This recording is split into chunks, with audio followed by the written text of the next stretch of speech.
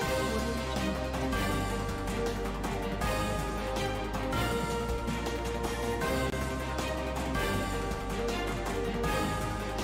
Audio Jungle. नमस्कार दोस्तों, देखिए एशिया कप 2022 ख़त्म हो चुका है। श्रीलंका चैंपियन बन चुका है। बहुत सारे टेक अवे हैं, इसमें से बहुत सारे मैसेजेस निकल कर सामने आ रहे हैं, बहुत बड़े संदेश इससे सामने आए हैं। जब ये एशिया कप शुरू हुआ था तो मैं आपको रियली बताता हूँ, श्रीलंका को तीसरे चौथे नंबर की टीम माना जा रहा था इस टूर्नामेंट के लिए। श्रीलंका के वहाँ के देश के जो हालात हैं, वहाँ की इकोनॉमी जिस तरीके से नीचे जा रही है, बहुत सारे क्राइसिस से श्रीलंका गुजर रहा है, उन सब के बीच ये माना जा रहा था कि श्रीलंका शायद इसे कभी नहीं जीत पाएगा। दूसरे, इस बार का जो एशिया कप है वो श्रीलंका में ही होना था, लेकिन अंतिम समय में जो वहाँ के राजनीतिक हालात हुए, वहाँ पर देश का पॉलिटिकल सेटअप सारा बदल गया, वहाँ के पुराने नेता छोड़कर भाग गए, जो भी चीज़ें हुई उनका मैं जिक्र नहीं करना चाहता। वहाँ के पार्लियामेंट में, राष्ट्रपति भवन में जनता जिस तरह से घुस गई, बहुत सारी चीज़ें हुई। उसके बाद श्रीलंका ने हाथ खड़े कर दिए थे कि भाई ऐसे हालात में हम कैसे एशिया कप का आयोजन कर सकते हैं, हमारे पास इतना पैसा नहीं है, रिसोर्सेज नहीं है। तब सौरभ गांगुली ने, भारतीय जो क्रिकेट कंट्रोल बोर्ड के चेयरमैन हैं सौरभ गांगुली, उन्होंने आगे बढ़ते हुए, चूँकि ये एशियन क्रिकेट काउंसिल का मामला है, जो एशिया की जो क्रिकेट काउंसिल है, इसमें आप जानते हैं कि इंडिया सबसे बड़ा कंट्री है और सारे निर्णय इंडिया के ही चलते हैं इसमें। वैसे तो आईसीसी में भी इंडिया का ही निर्णय चलता है, लेकिन एशिया की जो बॉडी है उसमें सबसे ज़्यादा से भारत की है। सौरभ गांगुली ने इनिशिएट किया और उन्होंने कहा कि अगर श्रीलंका नहीं आयोजित कर सकता तो ठीक है, हम इसे आयोजित करेंगे, और इसे श्रीलंका को ही इसका मेज़बान मानते हुए इसे शिफ्ट कर दिया गया दुबई और शारजाह में। और आप जानते हैं कितना शानदार तरीके से इसका आयोजन 15-20 दिन के भीतर ही सारा प्लान कर लिया गया। टीवी राइट्स, ब्रॉडकास्टिंग कितनी शानदार रही इसकी सब लोग जानते हैं, सारी व्यवस्थाएं चाक चौबंद रही। आतिशबाजी आपने फाइनल के समय जो हुई वो देखी ही होगी। ये सब जो तैयारियां थी, ये सौरभ गांगुली और भारतीय क्रिकेट कंट्रोल बोर्ड के प्रयासों से संभव हो सका है। देखिए, पाकिस्तान के क्रिकेटर शोएब अख्तर जो यूट्यूब चैनल भी चलाते हैं, अपने वीडियो में उन्होंने तारीफ़ की है कि इसका पूरा क्रेडिट इंडिया को जाता है, और इंडिया फाइनल में नहीं पहुंच पाया। हम सब के लिए दुर्भाग्य की बात है कि हम सब लोग ये इतने बड़े बड़े आयोजन करते हैं, हम फाइनल में नहीं पहुंच पाए, कोई बात नहीं, लेकिन एशियन क्रिकेट के लिए इस टूर्नामेंट ने बहुत बड़ा काम किया है। श्रीलंका की फिर से वापसी हुई है। श्रीलंका एक बहुत महत्वपूर्ण टीम के रूप में उभर कर सामने आया है। अफगानिस्तान ने शानदार खेल दिखाया। भारत ने भले ही उतना अच्छा खेल नहीं दिखाया, पाकिस्तान को अपने पहले मैच में ज़रूर हराया, और अफगानिस्तान जैसी स्ट्रॉन्ग टीम जो सबको हरा रही थी उसको भी हराया। अफगानिस्तान ने अपने पहले मैच में श्रीलंका को हरा दिया था, आप जानते होंगे, और उस अफगानिस्तान को भारत ने बड़ी आसानी से पीट दिया। विराट कोहली की जो शानदार सेंचुरी आई, ताबड़तोड़ उनकी परफॉर्मेंस गजब रही, उनकी फॉर्म में वापसी हुई, ये भारत के लिए पॉजिटिव साइंस हैं। और फिर ज़रूरी नहीं है कि सारे टूर्नामेंट्स हम जीतें, हमने 7 बार इस टूर्नामेंट को जीता हुआ है, 6ठी बार श्रीलंका ने जीता है, पाकिस्तान सिर्फ 2 बार जीत पाया है। भारत पाकिस्तान कभी एशिया कप के फाइनल में नहीं भिड़े हैं। तो आप समझ सकते हैं कि यहाँ पर बांग्लादेश, श्रीलंका, अफगानिस्तान जो दूसरे कंट्री हैं एशिया के, वो किस तरीके से अपना प्रभाव एशिया कप में और एशियन रीजन में छोड़ने में सफल रहे हैं। श्रीलंकन्स हमेशा भारतीयों को पसंद करते हैं और भारतीय श्रीलंकाओं को पसंद करते हैं। मैदान में वो कितने भी कड़े प्रतिद्वंदी हों, लेकिन मैदान के बाहर उनका बिहेवियर एकदम जेंटलमैन का रहता है। पाकिस्तान की तरह बदतमीजी नहीं करते वो, पाकिस्तान के खिलाड़ियों की तरह जीतने के बाद वो हल्ला गुल्ला नहीं मचाते। आपको याद होगा जब नसीम शाह ने 2 छक्के लगाकर अफगानिस्तान के खिलाफ जीत हासिल कराई, पाकिस्तान को किस तरह से कूद कूद कर सबके सब नाचे थे। और कल देखिए फाइनल में जब श्रीलंका ने उन्हें 23 रन से रौंद दिया तो उनके चेहरे उतरे हुए थे, उनके चेहरे पर 12 बचे हुए थे। तो पाकिस्तानियों को तो ये रियलाइज ही नहीं हो रहा है कि उन्हें इंटरनेशनल लेवल पर क्रिकेटर्स को किस तरीके से बिहेव करना चाहिए। मैं देखता हूँ उनके बड़े बड़े खिलाड़ी हैं, इंजमाम उल हक, सईद अनवर, जो पुराने खिलाड़ी हैं, ये बड़ी बड़ी दाढ़ी लेकर कुर्ता पठानी सूट पहनकर टीवी पर कमेंट्री करने के लिए आ जाते हैं। और हमारे क्रिकेटर्स को देखिए, सौरभ गांगुली को देखिए, रवि शास्त्री, गौतम गंभीर को देखिए, जितने भी सारे पूर्व क्रिकेटर्स हैं, कितने सिंपल और साधारण कपड़ों में पहनकर कोई ऐसा आडंबर नहीं करते हैं कि वो ऐसा लगे कि साहब हमारा देश, हम बहुत ज़्यादा रिलीजियस हैं या इस तरह के हैं, और एक सामान्य आदमी की तरह सामने आते हैं। ये हकीकत बात है। मैं ये बातें इसलिए कह रहा हूँ कि कितना फ़र्क है इन सब देशों में, हमारी कल्चर में और इन सब में। खैर, पाकिस्तान हमारे सामने कहीं स्टैंड नहीं करता। पाकिस्तान ने एक मैच हारा था हमारे से, एक उन्होंने जीत लिया, कोई बात नहीं, बड़े अजीबोगरीब स्थिति में वो मैच जीता गया, कोई बात नहीं। और कई कैच छूट जाती हैं, आखिरी ओवर तक मैच गया था। लेकिन अब बात कर लेते हैं श्रीलंका और पाकिस्तान के बीच में जो फाइनल खेला गया। देखिए उसमें श्रीलंका ने टॉस हारा था और टॉस हारने के बाद भी वो जीतने में सफल रहे। उन्होंने एक समय अपने 5 विकेट खो दिए थे 58 रन पर। ये देखिए 5 विकेट 58 रन पर, ये पहले 5 विकेट 58 रन पर उनके जा चुके थे, आप देख सकते हैं यहाँ पर। और उसके बाद उन्होंने वापसी की और 170 रन का स्कोर खड़ा किया। और भानुका राजपक्षे ने शानदार बैटिंग की, 45 बॉल पर 71 रन बनाए और ताबड़तोड़ बल्लेबाजी करके दिखा दिया। और वनिंदु हसरंगा तो टॉप क्लास प्लेयर है, अगर मेरा बस चले तो मैं इंडिया की टीम में उन्हें तुरंत ले लूँ। उन्होंने बैटिंग भी की और एक ओवर में जब 3 विकेट लिए तो पाकिस्तान को चारों खाने चित कर दिया। पाकिस्तान कहीं भी इस टारगेट को चेज़ करता हुआ नज़र नहीं आया। पहले ही ओवर से विकेट गिरने की शुरुआत हो चुकी थी, पहले दूसरे ओवर में ही। और चौथे ओवर की दूसरी गेंद पर बाबर आजम 22 रन बनाकर आउट हो चुके थे। बाबर आजम उनके कप्तान, जिनकी तुलना लोग विराट कोहली से करते हैं, वो कहीं नहीं ठहरते विराट कोहली के सामने। इस पूरे टूर्नामेंट में बाबर आजम बुरी तरह से फेल रहे हैं, कल भी 5 रन बना पाए। मोहम्मद रिजवान जो उनके ओपनर हैं और कहा जाता है कि बहुत बढ़िया बैटिंग करते हैं, 49 बॉल्स पर 55 रन बनाए।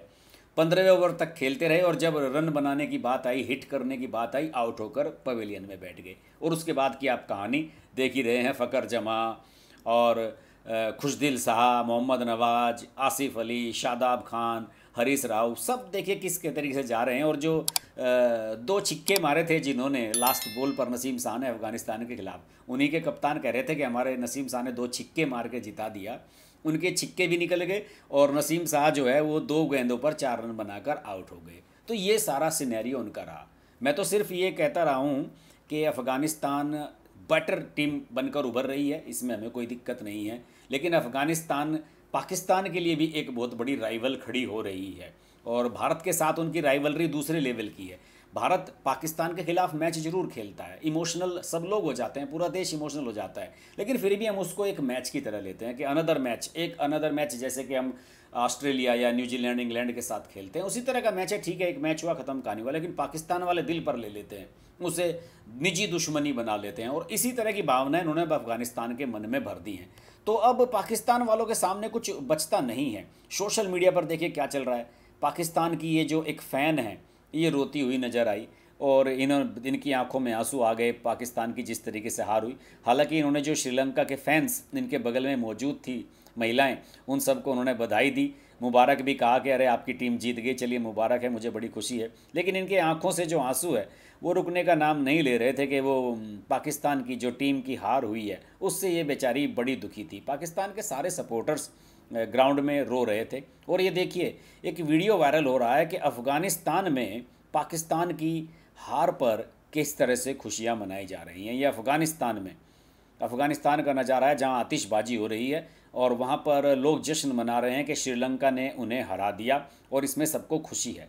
आप जानते होंगे कि पाकिस्तान को अफ़गानिस्तान ने हराया था, पाकिस्तान ने अफ़गानिस्तान को हराया था, जिसमें नसीम शाह ने लास्ट 2 बॉल पर छक्के मार दिए थे। लेकिन भारत के लिए ख़ास बात और भी है इसमें, भुवनेश्वर कुमार 11 विकेट लेकर सबसे ज़्यादा विकेट टेकर रहे। और मेरा मानना है कि ये आने वाले वर्ल्ड कप के लिए जो अभी अक्टूबर में खेला जाना है ऑस्ट्रेलिया में, उसके लिए पॉजिटिव साइन है और भारत को इससे अच्छा खासा लाभ होने जा रहा है। भुवनेश्वर नंबर 1 बॉलर रहे, दूसरे नंबर पर वनिंदु हसरंगा रहे जिन्होंने कल 3 विकेट लिए फाइनल में। और ये देखिए श्रीलंका की टीम के लिए किस तरीके से सम्मान आपको यहाँ पर दिखाई दे रहा है।